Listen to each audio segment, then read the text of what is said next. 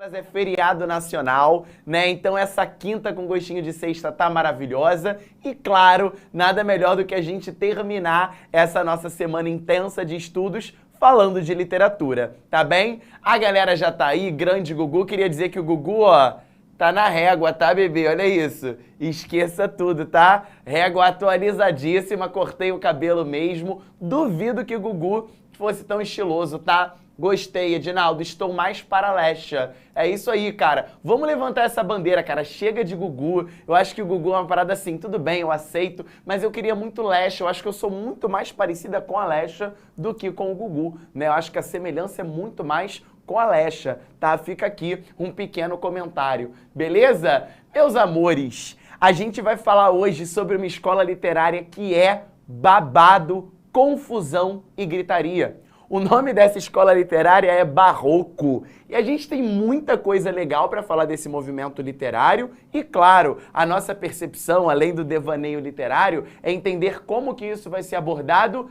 na sua prova de vestibular. Então sejam todos muito bem-vindos. Essa aula, como sempre, foi preparada com muito amor, com muito carinho, para a gente lacrar no Enem.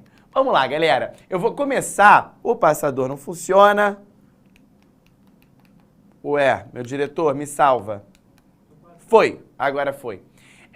A gente começa, né? Deixa eu ver se agora tá indo. Não tá indo. O que será que aconteceu? Vamos ver aqui rapidamente.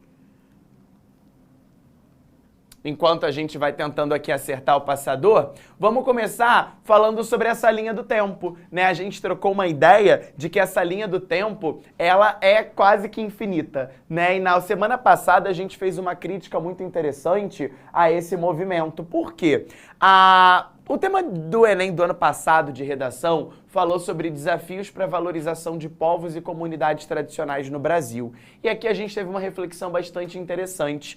Como que a nossa história, como que a nossa literatura, como que as nossas formas de arte traduzem exatamente esse olhar europeu, né? Esse olhar do colonizador. Por quê, meus amores? Categorizar o início da literatura nacional em 1500 é um fato, no mínimo, curioso, né? A gente está percebendo, a gente está associando, né, exatamente a entrada de um ritmo cultural no nosso país a partir da perspectiva do colonizador. A gente até conversou na semana passada, né, que esse quinhentismo, né, esse primeiro movimento literário a que estamos fazendo referência nessa linha do tempo, ele tem a ver com essa data. Quinhentismo tem a ver com o ano de 1500. E aí a gente criticou bastante essa ideia, né? Dizer que em 1500 houve um descobrimento do Brasil. Isso é furada. O que houve foi o início da... Muito obrigado, meu diretor maravilhoso. Isso foi o início da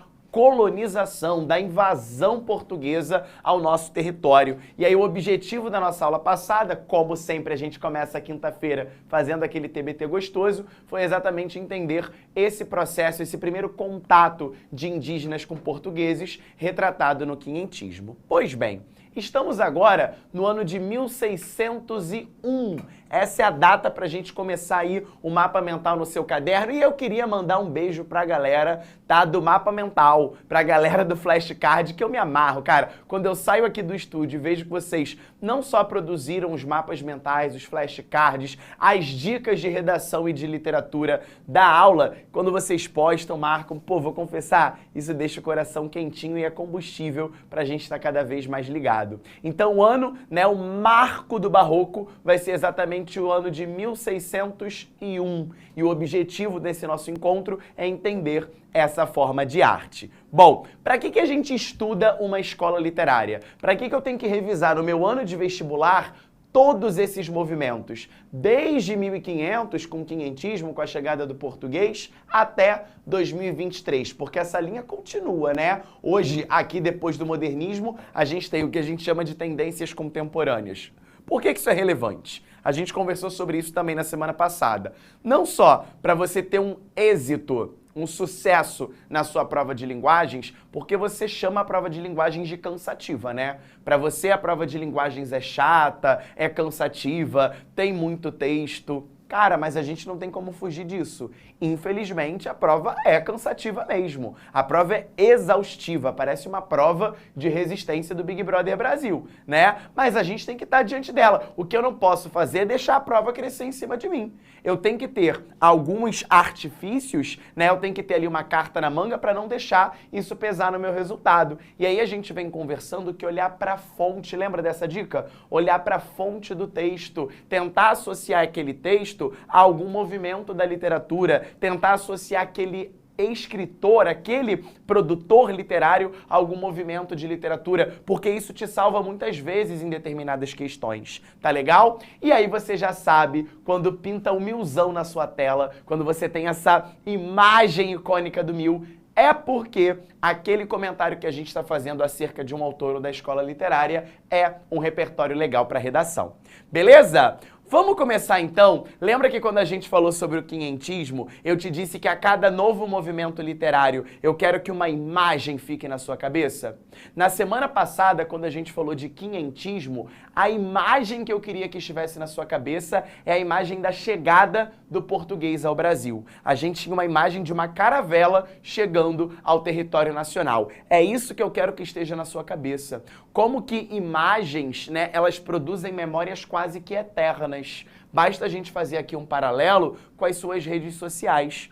Com certeza, você lembra muito mais de uma foto, né, de que alguém postou, ou a foto que viralizou de alguém, do que a legenda daquela foto. Porque o impacto imagético, né, o impacto da foto, ele fica na nossa memória muito mais do que um texto. Então, para o quinhentismo, a foto que inaugurou a nossa aula foi exatamente a foto da chegada dos portugueses ao Brasil.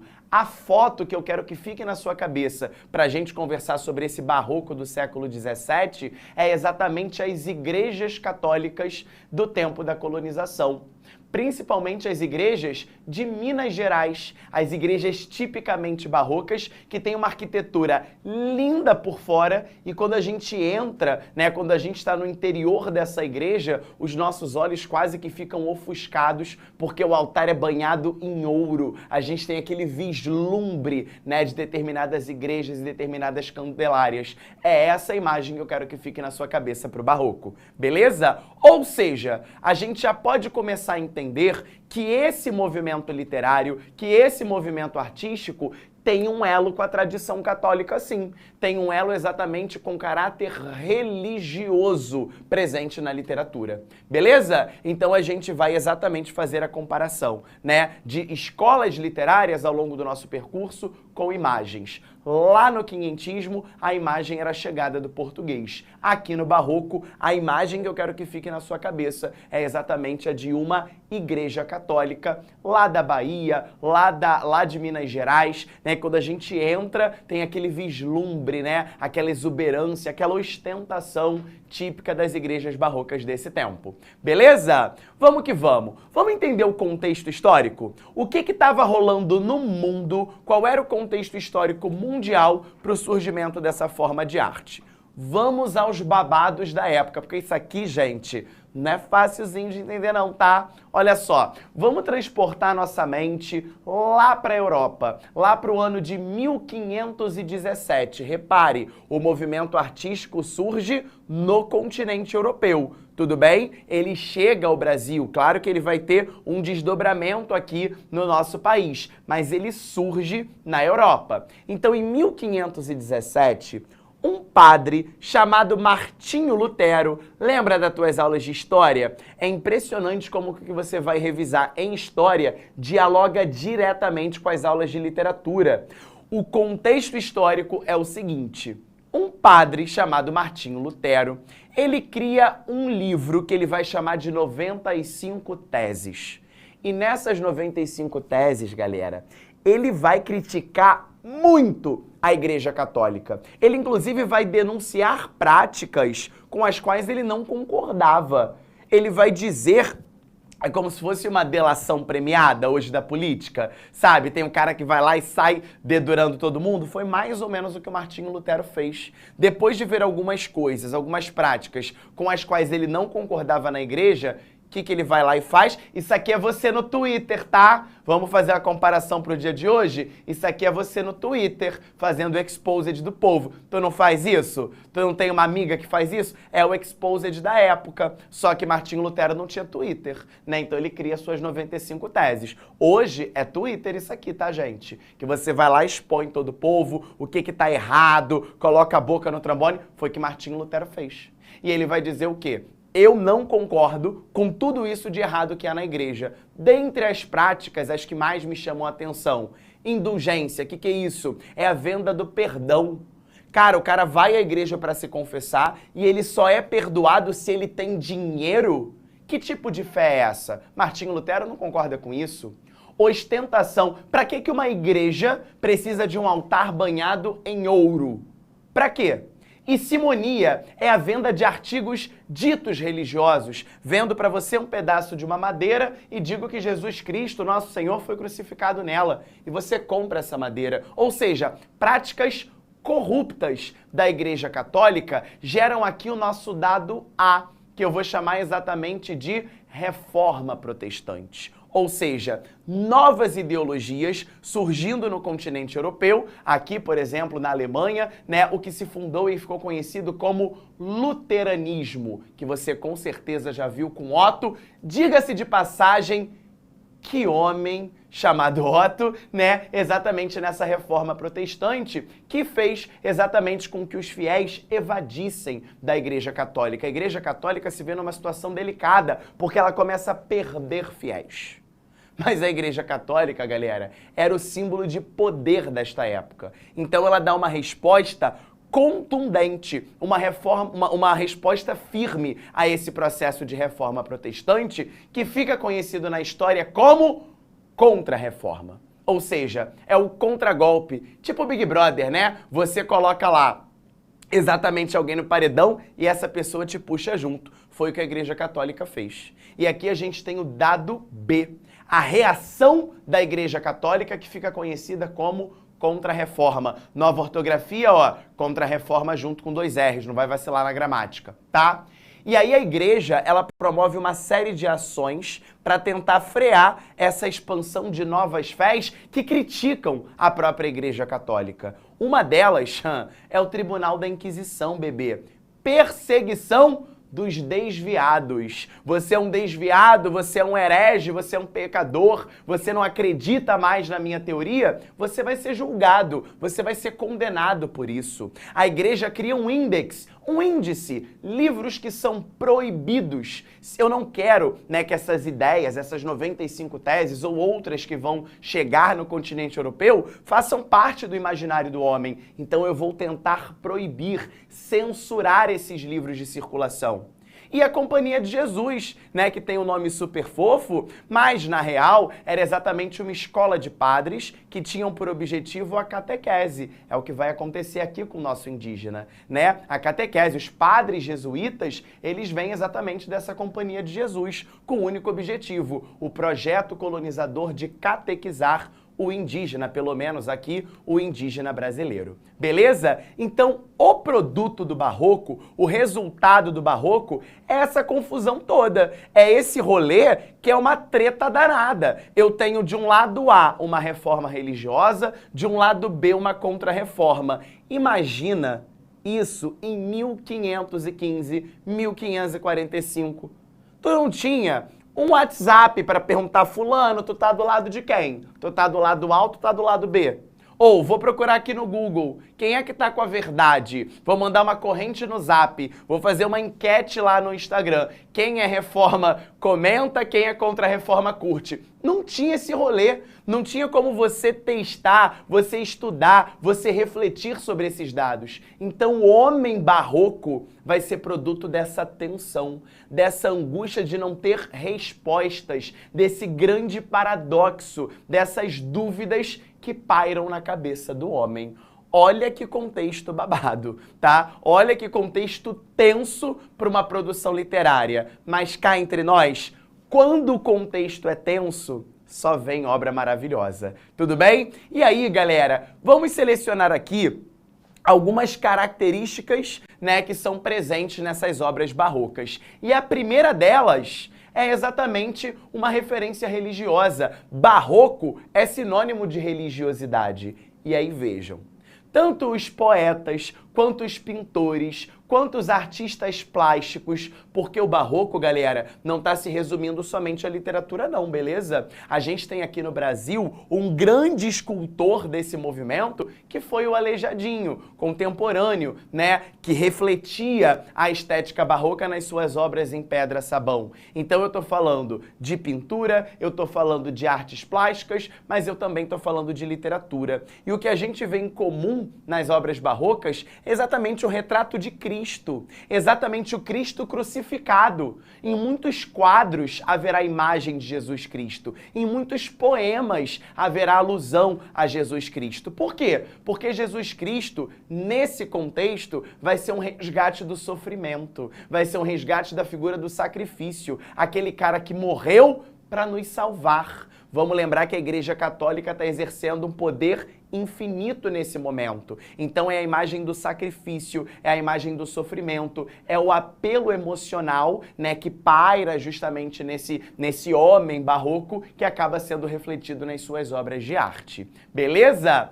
Segundo ponto interessante é a gente começar a perceber como que a figura da mulher é delineada nessa escola literária. O Enem se amarra nisso aqui, tá? E aí em cada escola literária que a gente for passeando, vai ser muito relevante a gente perceber como que a figura da mulher vai se renovando. Aqui no Barroco, por exemplo, essa mesma mulher, ela é dual. Gregório de Matos, que é o principal poeta barroco brasileiro, ele chama muitas vezes, né, uma mulher dentro da sua poesia de angélica. Ou seja, a mulher é aquele anjinho que é o diabo ao mesmo tempo. Olha que bagulho doido! A Angélica, um ser angelical, assim como eu, né, um ser angelical, uma coisinha maravilhosa, uma criatura divina, vai ser comparada, segura a marimba, vai ser comparada a Eva. Olha isso, olha a influência do catolicismo em cima das alegorias femininas. Ou seja, é a Eva, é exatamente aquela figura linda, padronizadinha, criatura angelical, angélica no nome, angélica na cara, mas é exatamente uma figura diabólica que vai fazer com que o homem deixe de apelar o seu perdão a Cristo e cometa pecados na vida.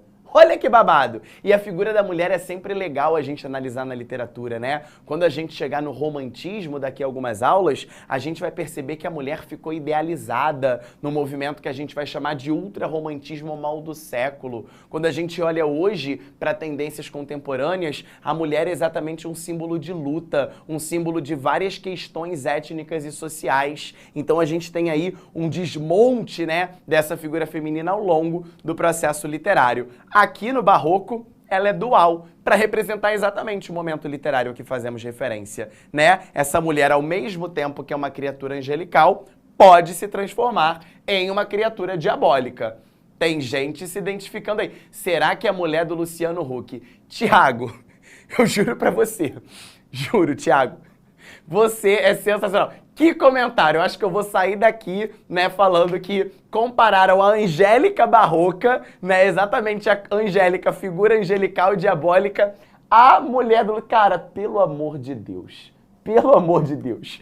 Vambora. Temas de natureza filosófica. É importante perceber como que temas inerentes, né, ao pensamento humano estarão presentes na literatura. E um muito interessante aqui pra gente é o tema da fugacidade da vida. Isso eu quero que você escreva com letras garrafais. Essa fugacidade da vida é a efemeridade, é a passagem breve, a passagem rápida da vida. A vida é curta e isso vai interferir demais no pensamento da época. Por quê?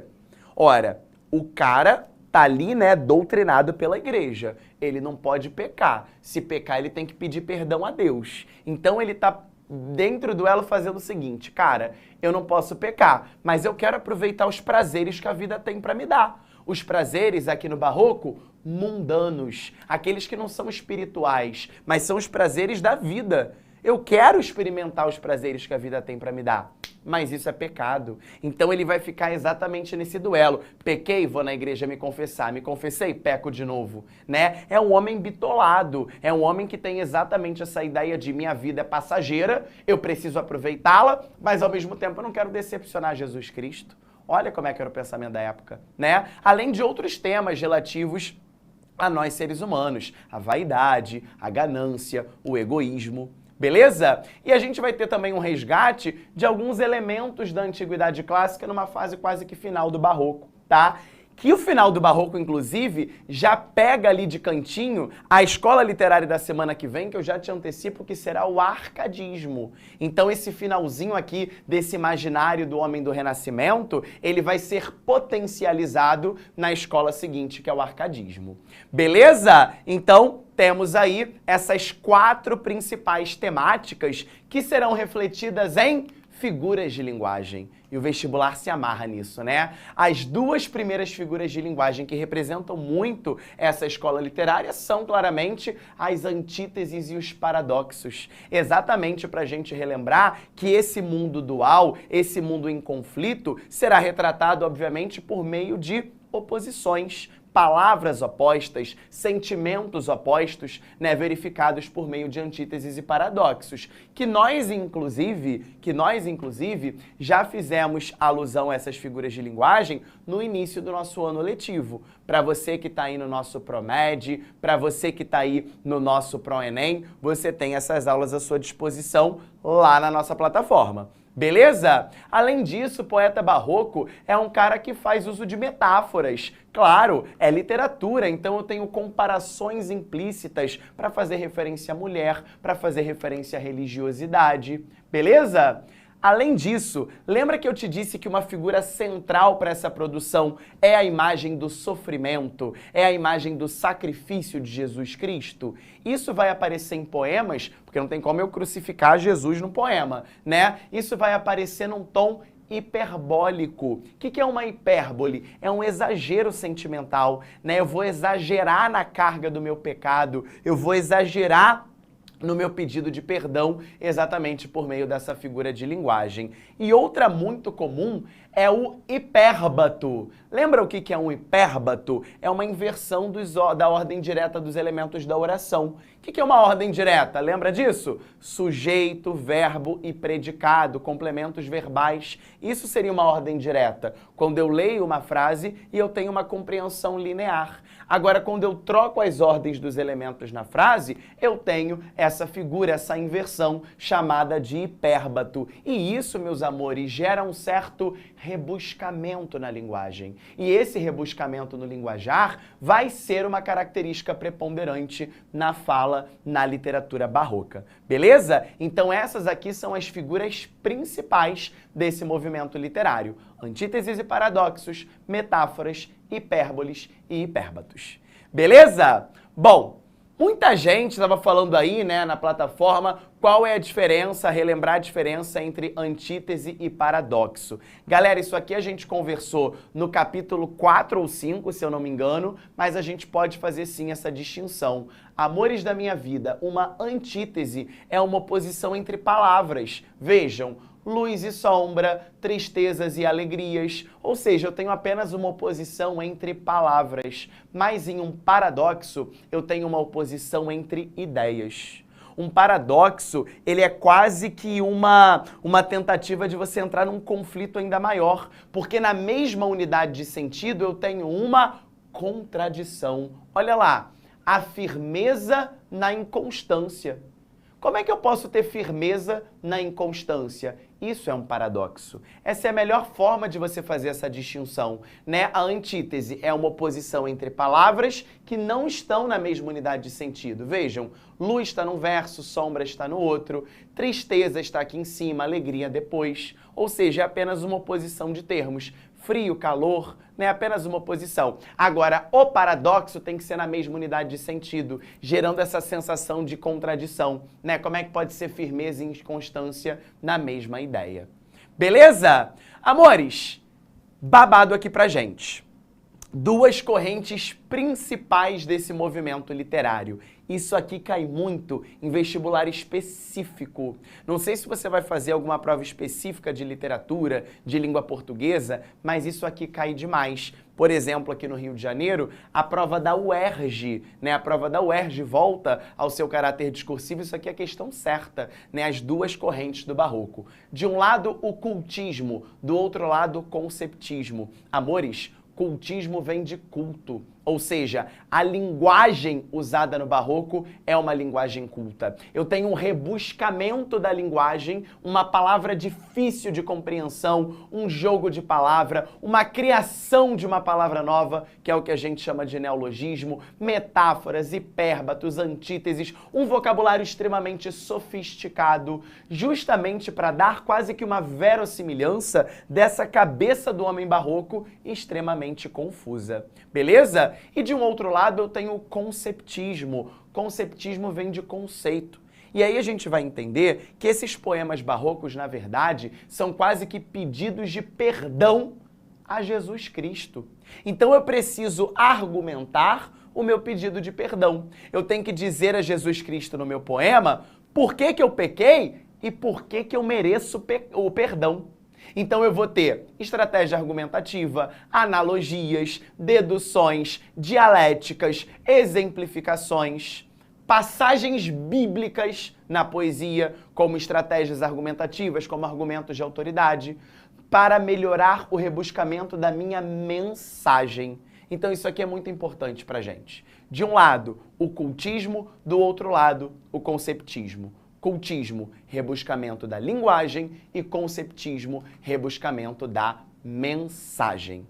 Beleza? Vamos a um exemplo, rapidamente? Olha lá, Gregório de Matos Guerra é o homem, tá? É o nosso homem barroco, o maior poeta barroco brasileiro, e ele cria aqui um soneto. Lembra o que é um soneto? Eu tenho um poema no 4-4-3-3, né? As duas estrofes iniciais são 2 quartetos e as duas últimas são 2 tercetos.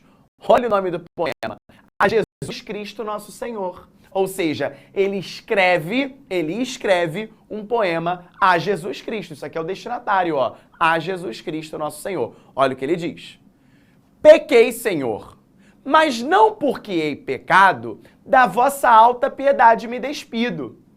Antes, quanto mais tenho delinquido, vos tenho a perdoar mais empenhado.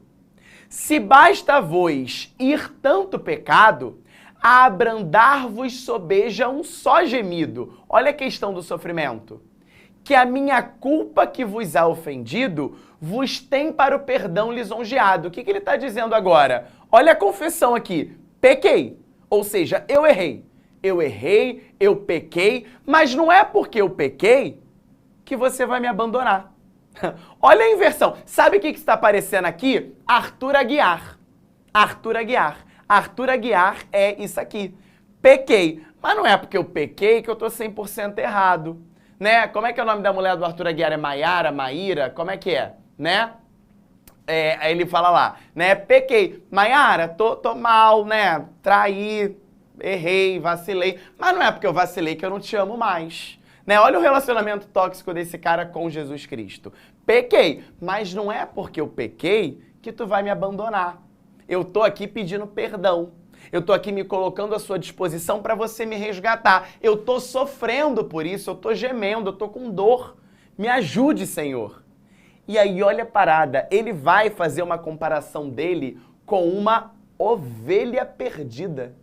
Sabe lá exatamente na Bíblia que tem a ovelha perdida, desgarrada do rebanho, né? E aí é exatamente o Senhor que é o pastor que vai pegar aquela ovelha. Isso tá num poema, cara. Olha lá, se uma ovelha perdida, já cobrada, glória tal e prazer tão repentino, vos deu como afirmais na sacra história. Eu, Senhor, sou a ovelha desgarrada, cobrai-a e não queirais, pastor divino, perder na vossa ovelha a vossa glória. Olha o que ele está dizendo. Eu pequei, eu sou essa ovelha perdida, e quem tem a obrigação de me colocar no eixo? O Senhor Jesus, que é o meu pastor divino. E ele leu isso, ó, na Bíblia, na sacra história, sacra religiosa. A história religiosa me disse, Senhor, que você tem o poder de me desculpar, de me perdoar. Então o cara faz um poema confessando sim o fato de ele ter pecado e ele roga a Deus, clama a Deus, pede a Deus o perdão e ele argumenta. Ele vai na Bíblia argumentar para falar: Deus, você tem que me salvar.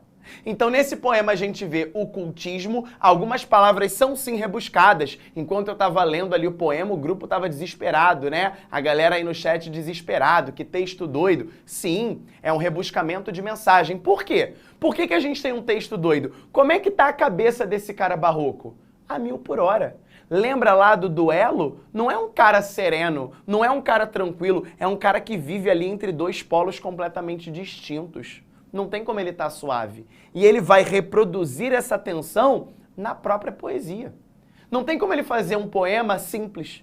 Ele está totalmente confuso. Ele está perdido entre reforma e contra-reforma. Ele está indo para a igreja pedir perdão pelo pecado que ele cometeu. Não tem como ele estar tranquilo. Então isso vai ser refletido no cultismo, que é uma característica desse poema. Exatamente no sentido de que ele precisa inclusive usar palavras rebuscadas, porque ele não está falando com a maricotinha da esquina, ele está falando com Jesus Cristo, nosso Senhor. Caraca, moleque! E por que o conceptismo? Pela estratégia argumentativa. Qual é o repertório sociocultural? Se Gregório de Matos estivesse fazendo uma redação para o Enem, o repertório sociocultural dele teria sido a Bíblia. Uma citação bíblica, né? Exatamente a ovelha, o rebanho, o Deus, né? A figura de Jesus Cristo como pastor divino. Por isso que esse poema é de difícil compreensão. Porque ele não está falando com qualquer um, ele está pedindo perdão a Jesus. Beleza? Bom, aqui no Brasil, 2 caras se destacam. O primeiro a gente já fez referência a ele, Gregório de Matos, mas eu tenho um padre jesuíta aqui que também está cumprindo seu papel no barroco, que é o padre Antônio Vieira. Quando a gente fala do Gregório de Matos, meus amores, colocando aí no seu mapa mental, eu quero que você divida o Gregório de Matos em 4 fases. 4 tipos de poesia. A poesia lírica, a poesia sacra, a poesia satírica e a poesia erótica. Olha que coisa linda, né? São 4 tipos de poesia que o Gregório de Matos compôs exatamente nesse momento. Vamos a cada uma delas, começando pela poesia lírica. É na poesia lírica que exatamente o Gregório de Matos tematiza a figura da mulher. É claro que a gente não vai analisar cada um desses poemas, mas eu quero te mostrar que na poesia lírica é aquela mais subjetiva, é aquela que se vincula à subjetividade de falar de uma mulher. E essa mulher é aqui, de novo, a mulher do Luciano Huck, né? A Angélica, Angélica na cara. Olha o que ele diz, vamos rapidamente. Anjo no nome, Angélica na cara. Isso é ser flor e anjo juntamente. Ser Angélica flor e anjo florente. Olha que coisa linda, né? Ele está dizendo que a Angélica é um anjo, é uma flor. Olha para o final do soneto, se liga. Mas, olha a quebra de expectativa, mas vejo que tão bela e tão galharda, posto que os anjos nunca dão pesares, ou seja, os anjos não vacilam. Você, Angélica, está vacilando, pois sois anjo, que me tenta e não me guarda. O anjinho do Satanás que a Angélica é, né? É a Angélica que é símbolo, ó, de tentação. Lembra que a Angélica estava sendo comparada? Ali a gente faz uma analogia, uma figuração com a Eva bíblica. É exatamente aqui, ó. Ela virou sinônimo de tentação. Ou seja, a mulher, olha como é que a sociedade já era machista desde então, né? A culpa da tentação não é do cara, é da mulher que apareceu na frente dele. Pô, venhamos e convenhamos, né, galera? A mulher não tem culpa e o Gregório de Matos tenta colocar a culpa nela. Olha lá, o anjinho era a tentação. Ele está culpabilizando a mulher pelo fato de ele ter mentalizado algumas coisas vinculadas a essa Angélica. Então é nessa poesia lírica que a gente tem essa dicotomia, né, entre o ser angelical e o ser diabólico. Poxa, Angélica, né? Maravilha. Vamos à poesia sacra. A poesia sacra é justamente aquela... Sacro é religioso, né? Exatamente a poesia religiosa. É exatamente a poesia em que a gente vê a conversa com Deus. É exatamente o pedido de perdão. É exatamente a culpabilidade. Ele assume, né, a culpa. Pequei, Senhor, pequei. Mas não é porque eu pequei que você não vai me salvar, né? Então a gente tem aqui o duelo da culpa e do perdão. E o poema barroco, ele acaba servindo exatamente como a salvação dos pecados, né? O perdão, ele acaba sendo atingido por meio da linguagem. Olha como é que a literatura exercia uma certa força na sociedade da época, né? O perdão divino era dado por meio do poema. E isso acaba sendo um reflexo do ofício, do trabalho do Gregório de Matos, que antes de ser um poema era um advogado. Então o cara tinha lábia, né? Ele sabia muito bem defender as suas teses. Kira está passada com Angélica. Eu também, Kira, sempre que eu vejo um poema sobre Angélica que é tentação, eu fico ensandecido, né? Então sacra você associa à religiosidade. A satírica, a galera já tava dando um spoiler aí na... Meu Deus, fomos parar em Filha da Gretchen. A gente fica 1 minuto sem ler o chat. Quando a gente bate o olho ali, de Angélica, fomos para Filha da Gretchen, cantora, atriz de conteúdo adulto. Foi isso que você quis dizer. Não foi isso, Zane? Maravilhosa, né? Que coisa impossível, né? Eu não posso parar de... Quando eu olho pro chat, o negócio tá um babado ali, gente. Quando eu vi Gretchen, atriz de conteúdo adulto, né? Com certeza foi isso que você quis dizer. Que babado, né? Tudo a ver com barroco. Tudo a ver com barroco, e barroco é tensão, né? E na poesia satírica, galera, o que o Gregório de Matos fazia? Crítica social. Olha lá, o que falta nessa cidade? Verdade, honra, vergonha. Ou seja, Gregório de Matos aqui, nessa corrente de poesia satírica, ele faz críticas sociais aos administradores locais da Bahia. Detalhe, Gregório de Matos vive na Bahia e ele faz críticas sociais aos administradores, né, que cultivavam ali exatamente a ideia da colonização nesse momento da colonização portuguesa. E aí, vocês já estavam dando spoiler, né? Justamente nesse momento dessa poesia satírica, o Gregório de Matos ganha um apelidinho carinhoso. E esse apelidinho carinhoso é Boca do Inferno. Por que Boca do Inferno, galera? Porque o cara só abria a boca para criticar tudo e todos, né? Ele já fazia poemas um pouco... Se a gente já tá se assustando hoje, né, em 2023, imagina isso aqui no século XVII. Gente, 1601 é a marca inicial do barroco. Imagina você se deparar com um troço desse, né? Boca do Inferno, exatamente por essas alusões, né, ao Satanás dentro da poesia e as críticas sociais, sobretudo, que ele fazia em suas obras. E para fechar Gregório de Matos, sim, Gregório de Matos também teve seu lado erótico, né? Falando aí de Gretchen, ou Filha da Gretchen, que Gregório de Matos também teve o seu lado, né, erótico. E Gregório de Matos, gente, ele não podia falar baixaria de forma explícita, né? Ele não podia trazer aqui um poema e chamar esse poema de, sei lá, uma musa aí do conteúdo adulto. Não podia. Ele vai tentar jogar. Lembra que ele joga metáfora, ele joga analogia. Olha o que ele vai dizer para uma freira, gente, pelo amor de Deus. Há uma freira, lembra da igreja, freira, né? Ele chamou de pica-flor. Pica-flor é isso mesmo que você está pensando, tá, gente? Pica-flor é uma analogia, aquele vaput-vaput, né? Pica-flor, né? Então, o que é o pica-flor? E ele repete, pica-flor, pica-flor, pica-flor. Pica-flor aceito ser, né?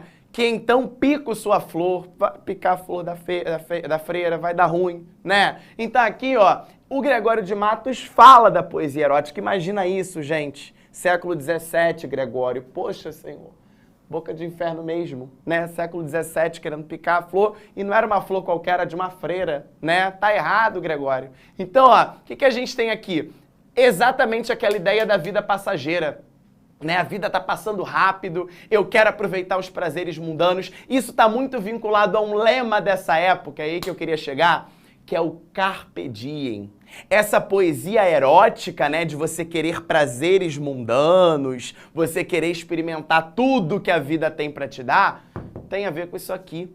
Carpe Diem, a gente tem várias formas de interpretar isso aqui, tá? O Carpe Diem associado a aproveitar a vida junto à natureza, a gente vai ver semana que vem no arcadismo. Mas o Carpe Diem barroco é exatamente o seguinte fato. A vida é breve, a vida é fugaz, a vida é passageira. Então, eu preciso aproveitar tudo que a vida tem para me dar. Eu preciso aproveitar os prazeres mundanos da vida para ir ao gozo, para ir à felicidade, né? Justamente vinculando toda essa estética à sua poesia erótica. Beleza? Bom, apareceu o Milzão nesse momento final da aula para quê?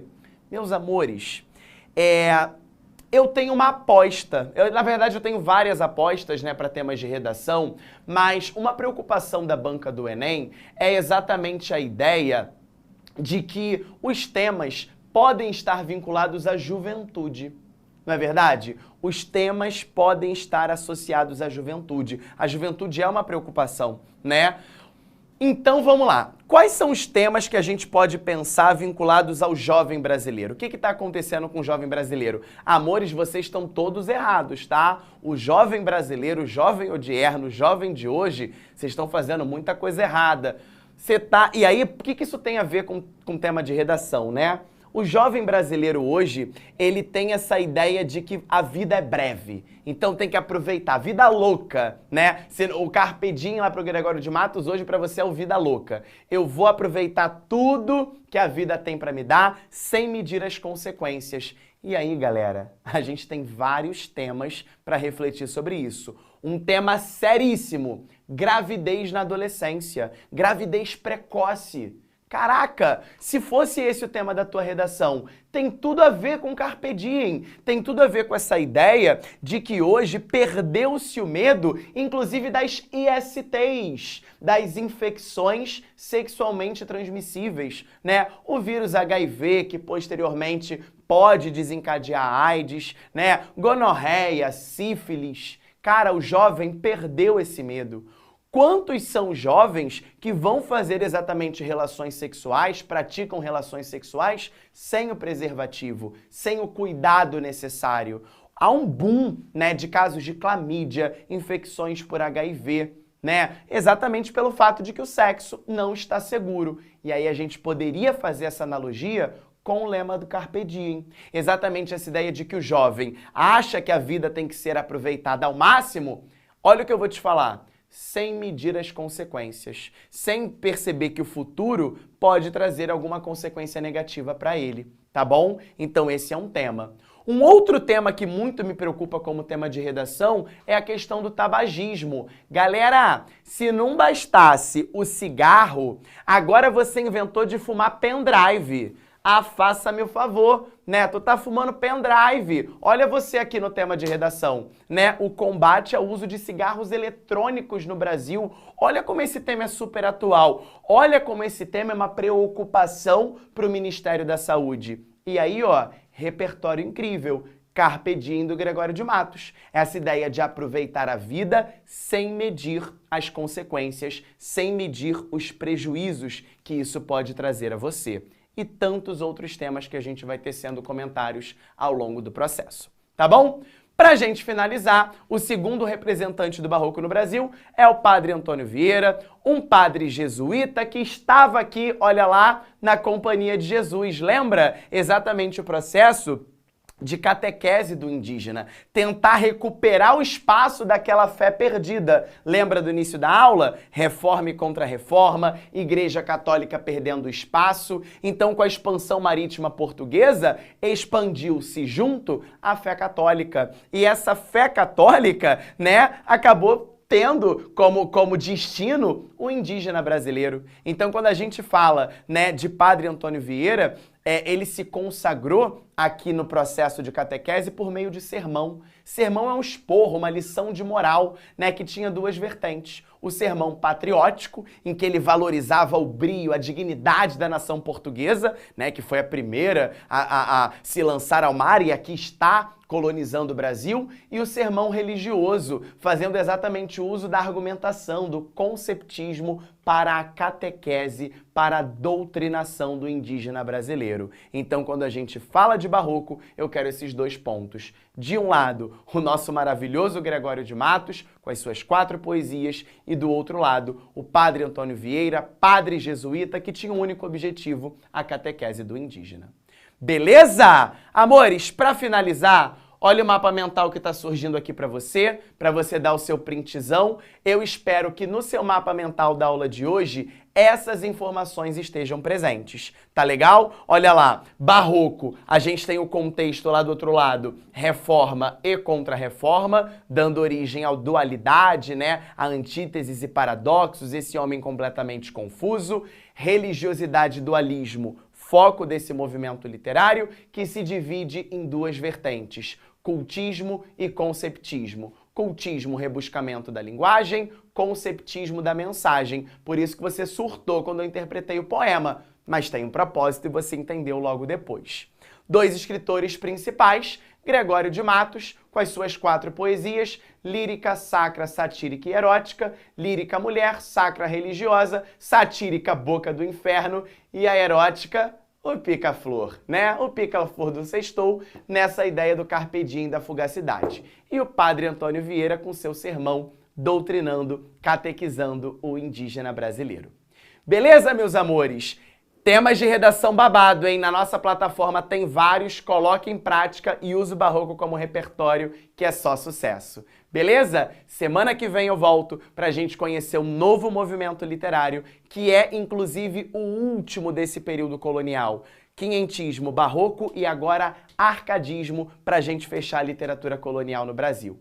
Como sempre, um prazer. Aproveite seu feriado, descanse, mas não abandone a rotina de estudos, porque a vida tem consequência, tá, bebê?